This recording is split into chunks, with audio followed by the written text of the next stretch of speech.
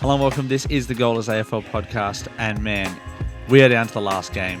The AFL football season of 2025 is almost over. I am joining you from the regular studio, and yet Caleb up here is joining you from Mallorca in Spain. He has decided to go on holiday while the AFL has been going through its final series. So, good timing there, Caleb, and I'm excited to chat about this weekend of football. How are you doing? Yeah, fantastic, mate. I literally found the most luxurious backdrop I could in what could otherwise be described as an absolute shithole. So, mate, Palm trees in Mildura. I know, right? But no, I'm excited to sit down once again with you, Harry, talk about what was an incredible week of preliminary finals. And, mate, I can't believe the Brisbane Lions are into a third grand final in a row against the formidable Geelong Cats. Yes, as you can see, the 3 rounds already of the AFL finals have come and gone, and we are down to the final 2. And luckily, it is the Brisbane Lions versus the Geelong Cats. I say luckily because I enjoy having Brisbane in the grand finals, even though it will probably be very stressful. And anything can happen. I think that we're kind of at a point of if the Lions lose, it's like okay, sure, it's going to suck, but it's not the end of the world, obviously, because it will be the end of my world. Come on, Harry. Yeah, it's okay. I'm downplaying it. I'm trying to downplay my expectations, but the team that they're playing will be the Geelong Cats, and they were the team that played on Friday night, the first game versus Hawthorn, which turned out to be a little bit closer than I thought it probably deserved to be. Hawks actually, I feel like they didn't look very good, and Geelong probably could have kicked away, but they might have been saving themselves a little bit for the end of the game, resting up perhaps for the grand final. They get an extra day compared to the Lions, and of course they don't have to travel very far. So I think all the advantages right now with Geelong. How did you see this game? Well, coming into it, I was anticipating the Cats to be the better of the two teams, and I wanted Hawthorn to win purely for the fact that they've not been in a grand final in a while, so it would be nice to see someone different. But also the fact that 8th place in VFL AFL history has never won a premiership. So that boded well in my book for potentially Brisbane coming up against the Hawks and getting another premiership under our belt. But that wasn't to be the case. Hawthorn played decent football. They had lots of momentum swings throughout the game, but Geelong just were able to almost like load the rifle more times and hit their shots. And Patrick Dangerfield stepping up in one of the best games of his career. It was an absolute nail biter, but the Cats just got away in the moments that mattered, I feel. Yeah, I think the Cats showed their class. Do you want to talk about Patrick Dangerfield, one of your favourite players and his game? Yeah, absolutely. I was going to say, I have so much respect for players, not just in AFL, but all sports that are able to sustain their bodies and perform at such a high level into their early and mid-30s. And he has just been absolutely dangerous in all aspects of his game, being an elite midfielder for such a long time. And now he plays this sort of midfield forward role, and he's just a battering ram. Like the fact that he's able to crash packs, take marks, get down low and, crumb the football and present options to his teammates. It's just so awesome to see. And now that Geelong have got other players around him that are younger, fresher, and able to, also be dangerous on the scoreboard, I think is just a chemical reaction that is going to blow up come grand final time next week. So I'm very much so hopeful that he has a bad game next week, but I don't think it'll be the case. But yeah, he was absolutely awesome. Who else stood out to you in the Geelong team? Well, yeah, obviously you kind of had one of their stars, Tom Stewart, get put out a little bit in the game. He was concussed, and he'll probably miss the grand final. Yeah, which is it's the protocols, right? Yeah, it's like that's really, really sad for him, I suppose. Like that's not good. Some of the other players, I mean, Jeremy Cameron was good, Ollie Dempsey was good. Some of those kind of players, their usual stars. I feel like that's kind of the formula you need. You're not really wanting to rely on bit role players to step up in preliminary finals.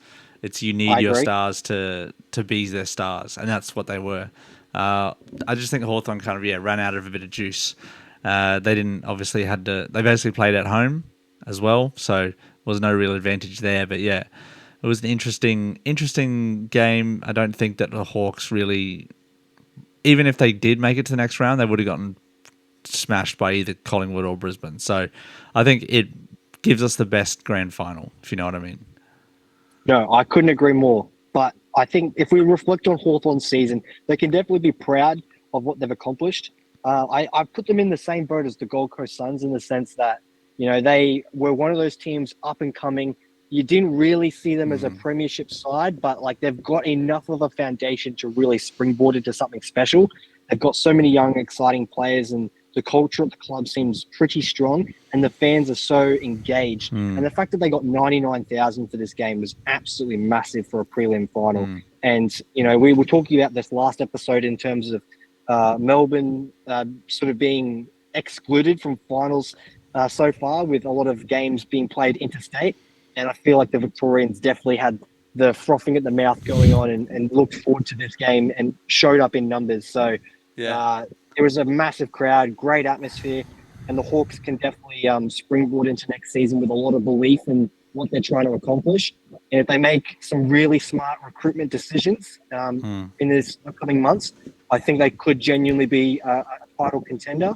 But as of right now, Geelong are absolutely incredible. I have so much respect for them as a team and as an organisation, and it's going to require a mighty effort next week to beat them, that's for sure. And I think good on Hawthorn for getting to that next level. I think it's tough to do that, especially when you've made such a big jump that they did last year. They then take another jump to make a prelim, which is a step further than what they did last year. So, good on them. Maybe next year I won't rate them as low as I initially thought this year. Yeah, they definitely surprised you, that's for sure. Yeah, Adelaide for me and Hawthorn for you, I feel. Adelaide for everyone, I think. Yeah. So, it is one of those things that you can't really predict every single game. And the Lions and Collingwood game was definitely a hard one to predict. Although I feel like a lot of people were barracking and thinking that Collingwood were going to win this simply because of the Lions having to travel, a couple of injuries. And yet, I don't know, people just keep riding off the Lions and it just keeps getting proven wrong time and time and time again. That underdog mentality. It's kind of wild that the reigning premiers are the underdogs in so many games. Like the Suns game, everyone predicted that. When I say everyone, the pundits, in terms of like the experts, Kane Corns, those kind of people, they predicted the Suns to win. Like, what are we doing? Like, thinking about that game should have been a Lions, and it was a very dominant Lions victory. This turned out to be pretty dominant as well. So what was your experience watching this game? I know you watched it on replay. So how was your experience watching it? Well, I was working when the game was taking place, and there was a few murmurs around work, and I tried my very best to avoid spoilers, and I accomplished that. And I was able to get back to the motel, watch the game in full, and I was trying very hard to contain my excitement. It was a game full of momentum swings, similar to the Geelong Hawthorn game. But what impressed me most about this game was how fierce and volatile the game and the intensity of the players was. This was such a hot contest, and no player on that field had more than 2 seconds to hold on to the football, unless it was a mark or a set shot. Like if it was in open play, the players had so little time to think about what they were going to do, to make the right decision. They just had to act instantly. And from an entertainment perspective, that's what I think makes AFL one of the most elite sports, is when you've got these players having to worry about 360-degree chaos, potentially getting smashed from any corner, and have to make a hand pass or hit a kick, 30, 40 meters away with precise accuracy. And both teams did that absolutely tremendously. I was nervous in the second quarter when the Magpies went on a roll. But Brisbane came out in what we all know is the premiership quarter and absolutely got the job done. And by the fourth quarter, the gas had run out in the Magpie army. They all were leaving the stadium early. The Lions fans were waving them off, and they got the job done 71-100. So I was absolutely ecstatic. What was your experience, and how did you enjoy the Lions getting the win in the prelim final? Well, I watched this game just like you, not in the comfort of my own home. Initially, the story starts where I was like, we were out basically. I was in Sydney, and we went to what I thought was an AFL bar. This is in Sydney, of course, NRL town. Swans are very popular there, as I've found out, but other games are not so popular. So basically, where we were staying, I went. It's about a couple blocks up. Walked up to this pub, booked a table. Luckily, it was very busy, but most people were not there. It was a Saturday afternoon, obviously. Most people were not there to watch the football. They were just there to drink and have dinner. And I was like, yeah. Do you guys not know that the preliminary final is on right now? Anyway, people came, people went, and kind of the first quarter came around, and I was like, okay, there's less people here now. They've turned the volume for the thing up. You know how they have music on? And then I was like, are they going to play the commentary at all? But the people talking around me was so loud that I could barely even hear the commentary, so it didn't matter. Anyway, it was like halftime. I think it was halftime, so I'll get into what I thought of the game soon, but this was just the experience part. And then the halftime came, and I was like, all right, this is our chance. Let's go, because this is not working out. I'm not enjoying this. If I was at the Pineapple or some Lions bar, sure, great, because everyone cares. But, there was, an occasional applause. I had to go at some guy behind me because he was cheering for Collingwood when I think Levi Ashcroft had, his two Collingwood players' hands around his neck. And they were didn't get a free kick. And then the very next play, Dacos got a free kick. And I was like, how is that a free kick? That kind of thing. And he was like, oh, I learned it from Cam Rayner, blah, blah, blah, all that sort of stuff. And I was like, whatever, mate. I'm not going to have it. So walked home. And then, and while I was walking, I saw on my phone that they kicked 3 straight goals to start the second half. I was like, no. Because anyway, got home and managed to watch the rest of the game very, very nicely on the TV. So, but overall, that was kind of the experience. If you're going to go and watch AFL in Sydney, don't go to the Trinity Bar in Surrey Hills, because that was. Yeah, gotcha. It said it was an AFL bar, and it did show the AFL on the big screen, on the projector. So they did have it, and they played the commentary. Just no one there cared about it, so it was a little bit frustrating. But anyway, game started. Obviously, didn't have a great. Mason Cox had the first goal, and then we kind of kicked away a little bit. Second quarter, terrible. And then halftime came, and it kind of just flicked a switch, and we just dominated from then on. And it was absolute bliss. Just loving, I love having a team win, but I also don't like close games with your team winning. And it definitely was feeling a little bit tight, but I never felt, especially after maybe the 3/4 time, I never felt like we were going to lose. And there was a kind of a peace, kind of everything that was happening, you could feel that the Lions were on top in every aspect, and it was kind of peaceful. You just get to watch the game without any stress, knowing your team's already won. So overall, I can't complain. Maybe next time I won't try and watch it at a bar in Sydney. But anyway, it is what it is, and I'll be excited to watch the grand final from home next week. So that was my kind of main overall performance, overall things of the game. But were there any kind of standout performers for you? Oh, me. Oh. I have to say Ty Gallup, surely. The kid rocks up. He was good. 3 goals in a prelim final and just absolutely dominant in the air and getting down low, helping out the team in our forward line. Will Ashcroft was absolutely immense with 2 incredible goals in pivotal moments of the game as well. And then Cam Rayner had a quiet first half and then decides to just show up in the second half and do his job. And it's just moments like that are so important for any premiership side to be able to, stand up when it matters most. And I was just so impressed by the whole team cohesion and being able to get the job done.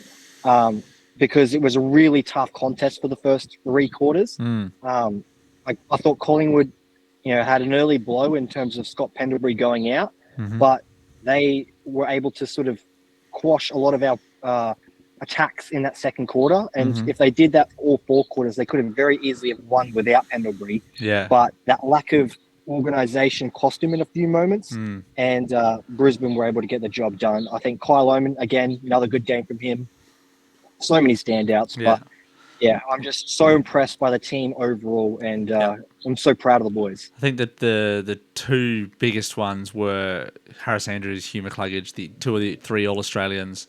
Just had immense games. Harris Andrews taking intercept mark after intercept mark. Hugh McCluggage, 37 disposals, 6 score involvements. Just insane quality from what should be, I feel, the best and fairest winner for the Lions this year. I think there's no doubt that he's going to win our best and fairest. I don't know where he's going to finish in any sort of Brownlow this year. Maybe top 10, something like that. But I don't really see. He's not really a Brownlow kind of favourite. Let's just say that. But his performance in this game was absolutely amazing. I think he would. I don't want to speak for him, but I think that he would trade a Brownlow for another premiership win. So, I think he's saved the best for this kind of time of year. Not saying he was bad, but he was very good in the regular season. But yeah, lots of really good guys. Logan Morris did really well. Charlie Cameron had some good moments. I thought one standout was Bruce. Bruce Reville was just awesome. Yep. Had some really good moments in this game. Really stood up. And it kind of gives me a bit more peace about if we don't choose Lachie Neale. So I think we can talk about that a little bit. Scott Pendlebury went out pretty quickly. That's my worry about Lachie Neale. I suppose that's the reason why you have a sub. But I don't. Someone's floated that we should have Lachie Neale as a sub, and I think that's one of the dumbest things I've ever heard. That would be so stupid. Interesting, because that was my opinion as well. That's so stupid because it's never been his routine. His warm-up routine would be completely different. I just think that it would be a ridiculous thing to do. I'm sorry, but I could not get behind having Lachie Neale as a sub when he doesn't get into the flow of the game. He's cold coming into the game, coming off the bench or something like that. Yeah, and then what if they make him a sub, they bring him on, and then he gets injured, and then you're down to 21. That's the worst case scenario, and I don't think that they're willing to gamble with that. So I think that having Lachie Neale in the lineup to start would probably be better than a sub, and then you probably have Bruce Reville as a sub. And what the good thing about the Lions is that you can bring other players into different positions. Like Jasper Fletcher could come off the halfback into the wing, and you could have Zach Bailey come into the middle of the field like he kind of had done. You could bring Cam Rayner into the midfield. So I think there's a lot of options, and I don't think having Neale as a sub is a good option. What do you think? Look, I think having Neale as a sub to maybe come on midway through the third quarter, maybe the fourth quarter, where he'll be able to perform at an optimal level for a shorter period of time could work in our favour. Mm-hmm. And you keep him in the squad and the morale's high and all that kind of stuff.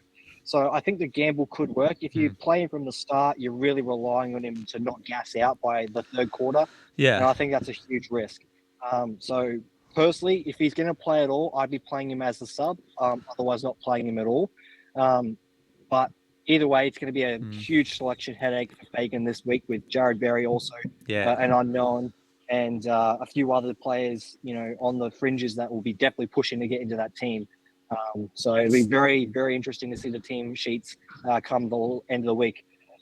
Who would you put in for Jared Berry? Who would you bring in? I think you probably would. I think I'd have Neale in, and then Bruce Reville in, and then the question is, who do you have as the sub? Could probably be like Jimmy Tunstall, someone like that. A little bit of a bolter, but who else could you really bring in? Yeah, I don't know. I'd personally bring in Neale straight for Berry. But again, I'm not a medical person. I don't know what the ins and outs are behind the scenes. So I'm just going to wait and see. But yeah, I have a fun fact for you if you like to bring up the Brisbane-Geelong graphic again. Because I think this is a testament and a forecast for what people will be talking about from a storyline perspective with these two teams. Brisbane and Geelong have the most wins of any team in the competition so far of this decade, that being the 2020s. Right. The Lions have 102 wins, 2 draws, and 43 losses this decade, while the Cats are 97 wins, 1 draw, and 46 losses. No other side has won more than 86 games in that period. So when you talk about dynasties, eras, best teams of an era, Brisbane and Geelong are certainly the top 2 of this decade so far.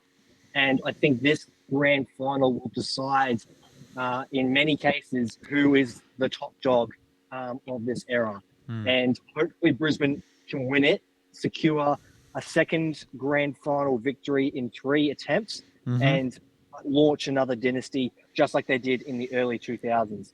And Geelong, if they win it, I think they will go down as not just one of the best AFL teams um, of this decade, but one of the best teams of the century as well, because they've just been absolutely immeasurable in terms of their quality of output over so many years. But in terms of this decade alone, Chris Scott, again, such a good coach. Chris Fagan deserves his flowers.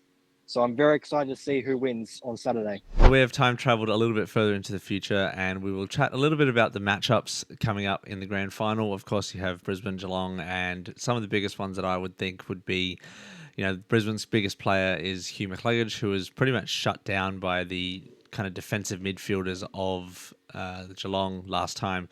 We did a pretty good job, I felt, on like Bailey Smith, but some of the biggest ones is going to be Jeremy Cameron, who goes to him at the front, in their front forward line.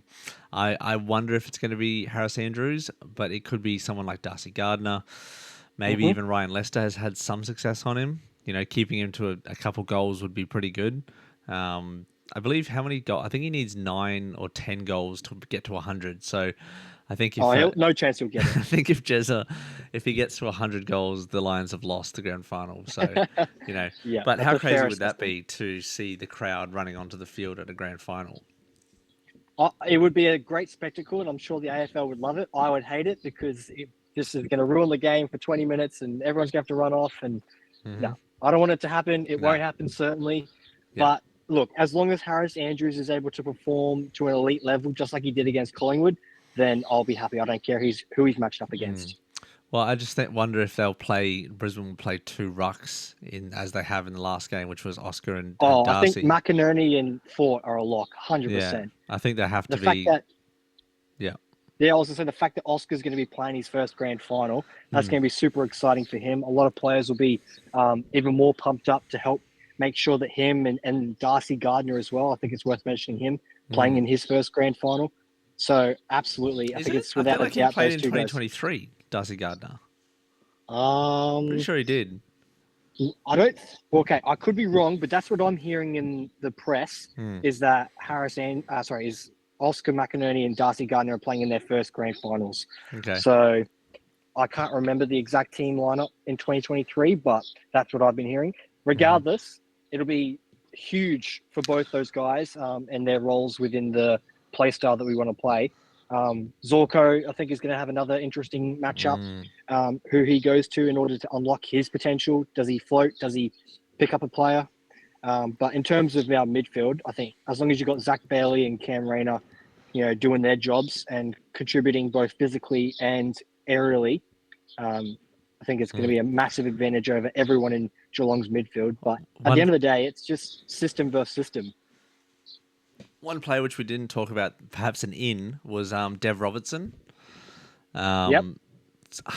He's been in the team, in and around the team for a long time. He's like too good for the VFL, but not quite good enough for the AFL type of player. Hasn't quite played 50 games. He's played like 46 games. Played in the 2023 grand final.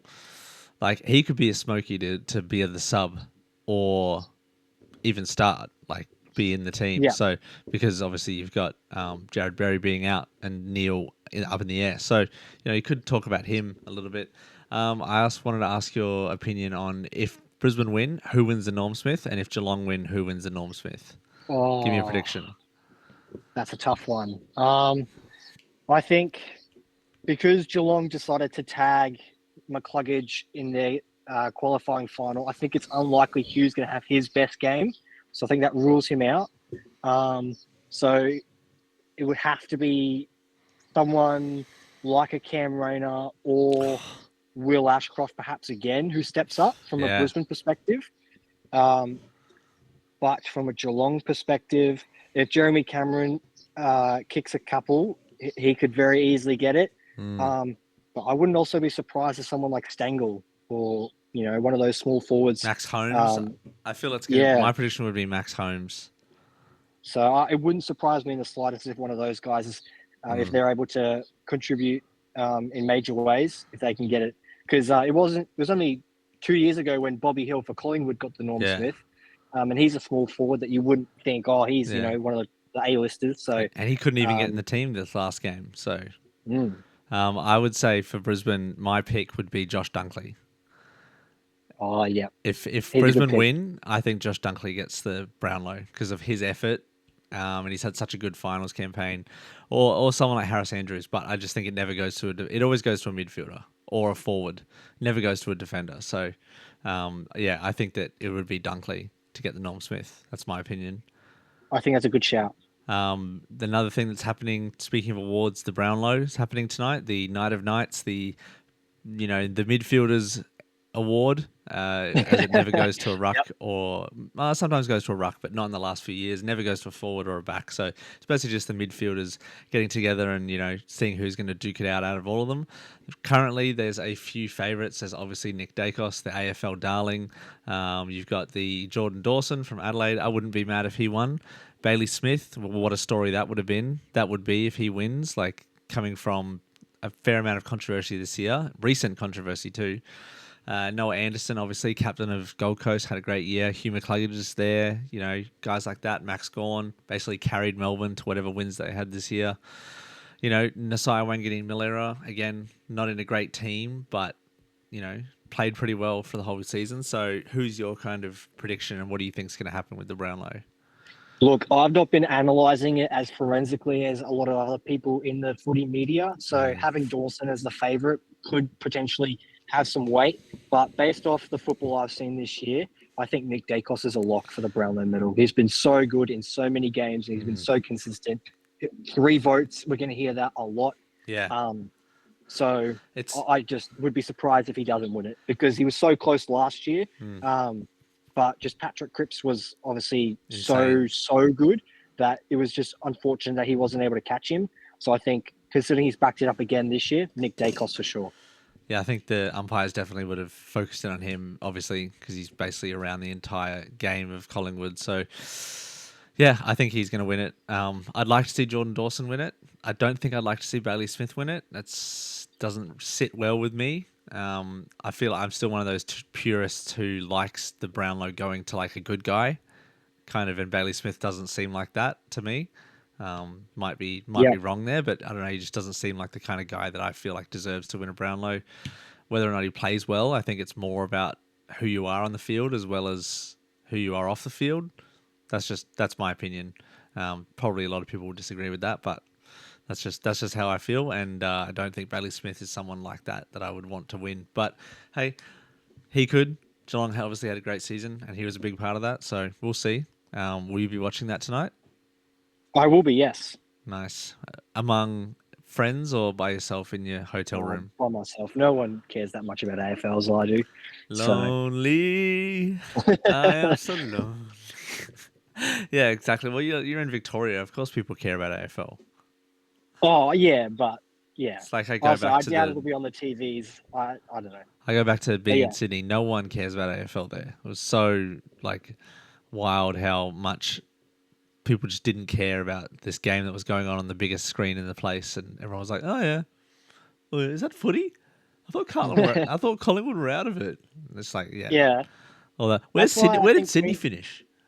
That's probably how a lot of Sydney people are. Oh, mate, 100%. But same with Brisbane people. Yeah. Well, actually, this is where I was going to disagree with you. I think this is where Queensland as a state is quite interesting because it is and has been for so long an NRL state. But I feel like in the last couple of years since COVID, AFL has become far more prominent, especially with Brisbane's success. A lot of bandwagon supporters jump on board. I'm not sure if I've told you this before, but since COVID, a lot of Victorians obviously migrated away from their state up to the beautiful Queensland. Yeah. And with that, they brought their love for AFL. So apparently at the Gold Coast Suns, they have and the Gold Coast surrounding local clubs, they have skyrocketed in terms of participation. Yeah. So that's quite interesting, and it's good for their academy as well because it means they'll have more talent to have at their disposal. So yeah, mate, Queensland could be the next state on the AFL rise. That would be certainly up my alley. I think they already are. I don't think it's coming. I think it already has been and will be continuing. I feel like it's already ascending. So yeah, we just need a new stadium. That's all. But yeah, we do need a new stadium. It's a shame that the Brisbane Lions sell out a stadium that's only 36,000 when teams in the West have to, they have a 60+ thousand seater stadium and they're pretty average teams. So One sort of decent, but one incredibly bad at the current minute. So, yeah, hopefully we get a good stadium, and I think we could pack out a 50,000 plus seater stadium. That would be awesome. Imagine that atmosphere. Yeah, oh mate, I'm so keen for it. Look, it's one of those things, I've been talking about it for so long now. It feels like it's never going to happen. But, mate, a lot of things have to go right. The Olympics is coming up. They've got no time to mess about. So, yeah. But, like, how many other sports can you say that at the same stadium, back-to-back nights, you had 195,000 people attend? Like, for two separate games with four separate teams. Like, you know, it's just insane how popular football is obviously in Victoria, but I feel like it could reach that sort of level in Queensland as well if we had that capacity of a stadium. So that'd be awesome to see. I think so too. Yeah. I just wonder if it's going to be stylistically how much different from Optus Stadium, because that stadium is just so well constructed. But the Gabba has those, you know, blue, maroon, and yellow seats. I hope they keep that for the new stadium. Yeah, it's almost like a signature kind of thing. Yeah, I hope they do, because I think, obviously, if people don't know, the whole point behind the motley coloured seats is that you can't tell when they're empty.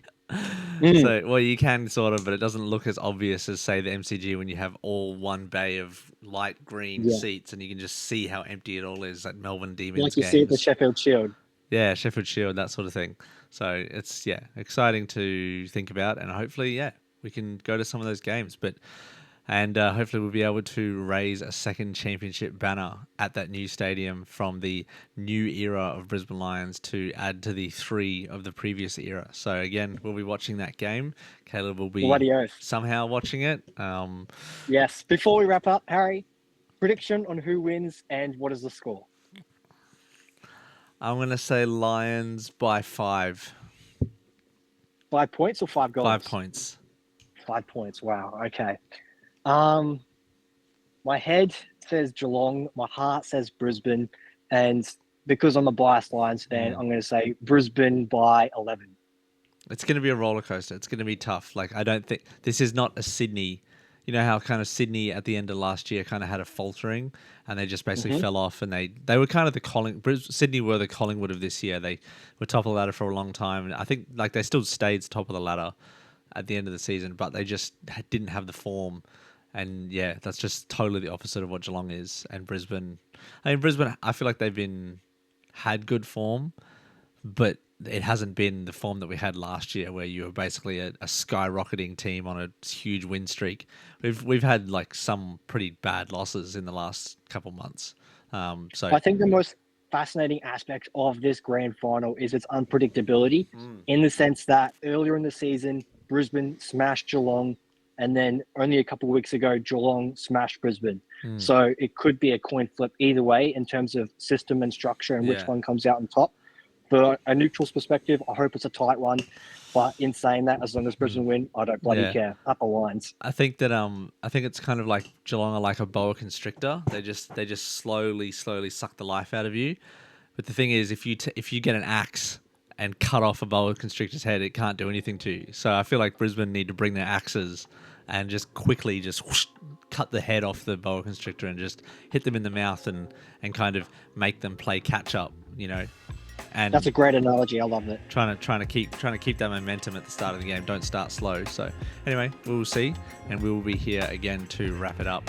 The final game of the AFL season of 2025. Oh mate, I'm looking forward to it. We'll chat about the Brownlow, who won that, and everything, along with the rest of a bit of a wrap up of the AFL season. So thank you again, Caleb. Enjoy your night. Thanks everyone. Thank you again for watching. We'll see you next week. Have a good day.